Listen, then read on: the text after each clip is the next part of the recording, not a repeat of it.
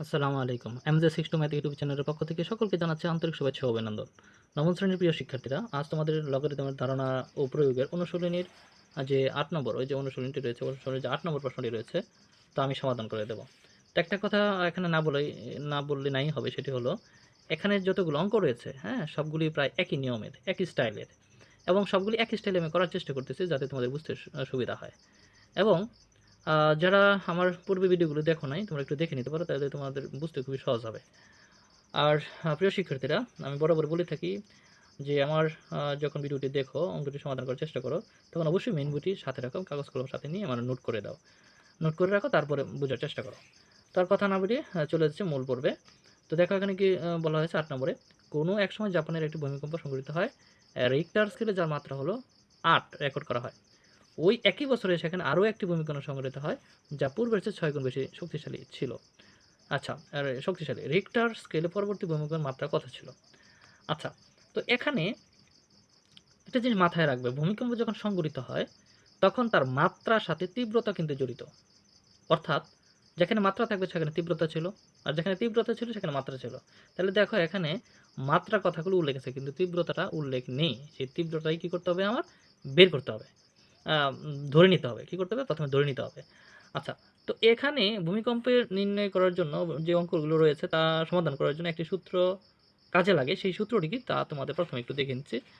যদিও আমি পূর্বের ভিডিওতে এগুলো বিস্তারিত ব্যাখ্যা দিয়েছি, যারা নতুন তাদের জন্য এটি খুব সহায়ক হবে। তো সূত্রটি হলো এটি, যে ভূমিকম্পের যে সকল অঙ্ক রয়েছে তা এই সূত্রটির কাজে লাগে। ভূমিকম্প ভূমিকম্পের মাত্রা নির্ণয়ের সূত্র, মাত্রাটা হলো লগ 10 ভিত্তিক I/S।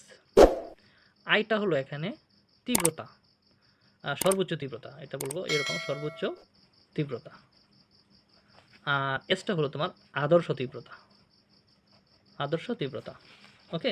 এতটুকু তোমরা মাথায় রাখো যে ভূমিকম্পের মাত্রা নির্ণয়ের সূত্র হলো লগ 10 I/S। এখানে আইটা হলো সর্বোচ্চ তীব্রতা, আর এসটা হলো স্ট্যান্ডার্ড মান একটা, সেটা হলো আদর্শ তীব্রতা। আচ্ছা, তো আমরা সমাধান কীভাবে করব এই সূত্রটি প্রয়োগ করে, সেটি আমি তোমাদেরকে দেখিয়ে দিচ্ছি। তো তুমি প্রথমেই যে জিনিসটা খেয়াল করবে, লক্ষ্য করবে, যে কোনো অঙ্কের ক্ষেত্রে তুমি প্রথমে দেখবে কার কার মান দেওয়া আছে। ঠিক আছে? তাহলে আমরা এখানে একটু লক্ষ্য করি, যে অঙ্কটি ভালো করে পড়ে নাও।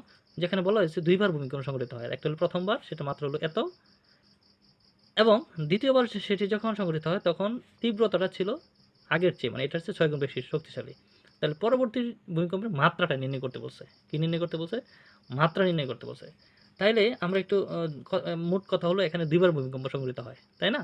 তাহলে ২ টা তীব্রতা হবে, তাই না? ২ টা তীব্রতা হবে, ২ টা মাত্রা হবে। তাহলে ২ টা তীব্রতার মধ্যে আমার একটার কথা আমার কি দেওয়া আছে, আগের চেয়ে ৬ গুণ বেশি শক্তিশালী ছিল। তাহলে প্রথমটা আমরা ধরে নিলে দ্বিতীয়টা আমরা পাবো। আর মাত্রা একটা দেওয়া আছে, আরেকটা বের করতে হবে। ঠিক আছে? তাহলে আমরা শুরু করলাম অঙ্কটা কীভাবে সমাধান করতে হয়। প্রিয় শিক্ষার্থীরা, মেইন বইটা তুমি একটু দেখে নাও, দেখো আমি মিলাও। তাহলে আমরা কী করব? প্রথমে ধরি নেব। দড়ি প্রথম প্রথমে সংঘটিত, হ্যাঁ? ২ বার সংঘটিত হইছে। প্রথমে সংঘটিত ভূমিকম্পটির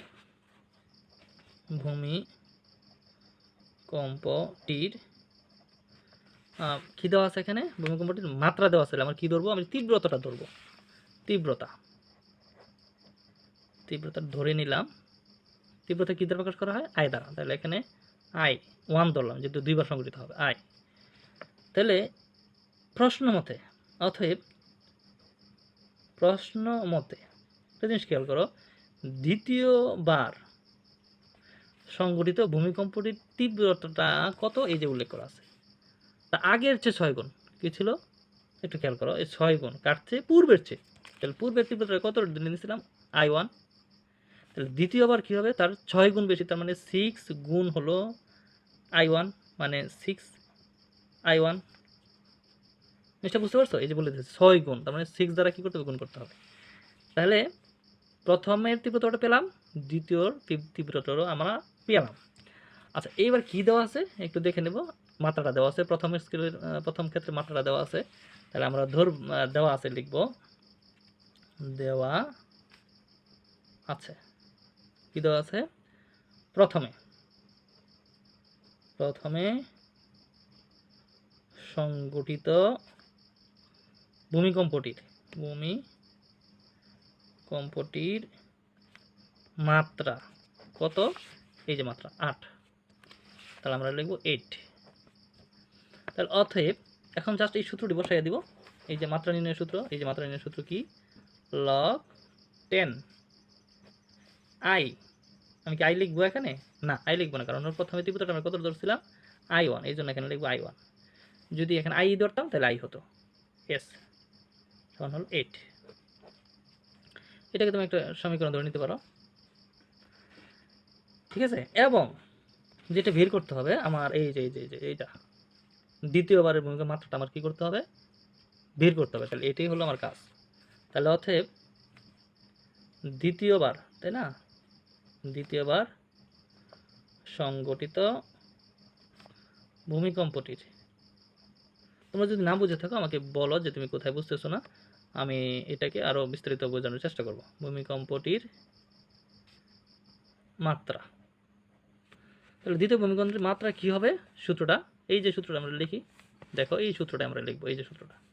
তাহলে মাত্রা লগ এই যে 10, এই যে 10 আই, আয়ের জায়গায় এবার কি দেখো, দ্বিতীয়বার তীব্রতা কত ছিল? এই যে এটা। জিনিস খেয়াল করো, প্রথমবারে আই যখন এটা ছিল, তীব্রতা যখন এটা ছিল, আমরা এখানে এটা লিখছিলাম, কিন্তু এবার দ্বিতীয়বারে কি আছে? 6i1। তাহলে আমরা এখানে কি লিখবো? 6i1 by S. আশা করি বিষয়টা বুঝতে পেরেছ। আচ্ছা, তার সমান এখন এটাকে আমরা কাজ করব, লগ 10, এটা দুইটার মধ্যেই দিয়ে দেবো, এটার মধ্যেও দিব, এটার মধ্যেও দিব, ঠিক আছে। তাহলে মধ্যে কি আছে? ভাগ, মধ্যে আছে ভাগ। লগ 6i1, এই যে ভাগ, এই ভাগ থাকার কারণে এখানে বিয়োগ হবে। কি হবে? বিয়োগ হবে। লগ, এটা নিয়ে বিস্তারিত ব্যাখ্যা রয়েছে আমার ভিডিওতে, তোমরা না দেখে থাকলে দেখে নিতে পারো। লগ 10 কি হবে? এস। বিষয়টা আমি আবারও ক্লিয়ার করছি যে কীভাবে আসতেছে। এখানে কিন্তু দুইটা পার্ট, একটা উপরে আর নিচে, একটা হলো হর, একটা হলো লব। তাহলে লগ 10টা দুইটার মধ্যে দিয়ে দিব, হরের সাথেও দিব, লবের সাথেও দিব। তাহলে লবের সাথে প্রথমে দিলাম, তারপরে এই ভাগ থাকার কারণে বিয়োগ হলো, যদি গুণ থাকতো তাহলে যোগ হতো। আচ্ছা, তো ঠিক আছে, সমান। এবার আমি কি বলছিলাম? গুণ থাকলে কি হয়? যোগ হয়, ভাগ থাকলে কি হয়? বিয়োগ হয়। তাহলে দেখো এই যে এই দুইটার মধ্যে এখন কি সম্পর্ক? গুণ সম্পর্ক। তাহলে আমি যদি এখন এটার মধ্যেও বন্টন করে দিই, তাহলে কি হবে? দেখো লগ 10 এই 6, এই গুণের জন্য কি হবে? এবার যোগ হবে, লগ 10i1। আশা করি বিষয়টি বুঝতে পারছো। আবার বলি, ভাগ থাকলে বিয়োগ হবে, আর গুণ থাকলে যোগ হবে। আচ্ছা, বিয়োগ লগ 10s।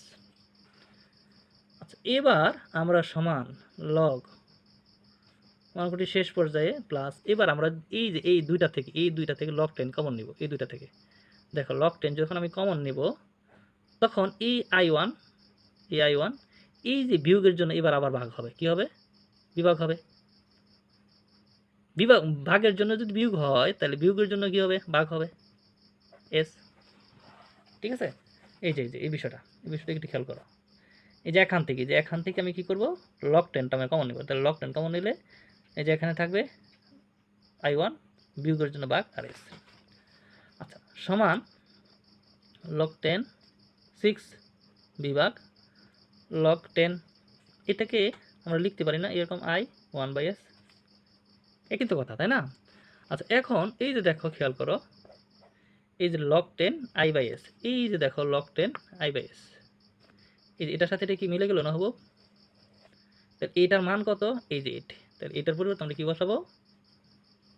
Log 10 6 plus 8। বিষয়টা আশা করি বুঝতে পারছো। এখন আমরা সাইন্টিফিক ক্যালকুলেটরে এই লগ 6 এর মানটা আমরা বের করে নেব। কি করব? লগ 6, 10 লগ 6 এর মানটা হলো তোমার 0.77815 এরকম আসবে, প্লাস 8। তাহলে এখন আমরা কি করব? এটার সাথে এটা কি করব? যোগ করে দেব। যোগ করলে কি হবে? 8.77815 এরকম। এখন আমরা যদি এটাকে কি করি? একটু এরকম প্রায় আকারে লিখি। কি আকারে? প্রায় আকারে লিখি। তাহলে আমরা লিখতে পারি এরকম প্রায় 9। কত লিখলাম? 9। তার মানে কি পরবর্তী ভূমিকম্পের মাত্রা কত ছিল? 9 ছিল।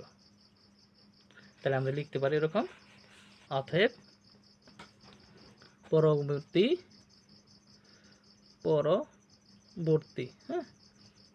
পরবর্তী ভূমিকম্পটির মাত্রা ছিল 9। ঠিক আছে, 9 প্রায় কথাটা অবশ্যই লিখতে হবে, এখানে প্রায় কথাটা অবশ্যই লিখতে হবে। ঠিক আছে, ওকে। তো আজ এই পর্যন্তই রইল, পরবর্তীতে আরও গুরুত্বপূর্ণ ভিডিও নিয়ে ফিরে আসবো। সেই পর্যন্ত সবাই ভালো থাকো, সুস্থ থাকো, সুন্দর থাকো।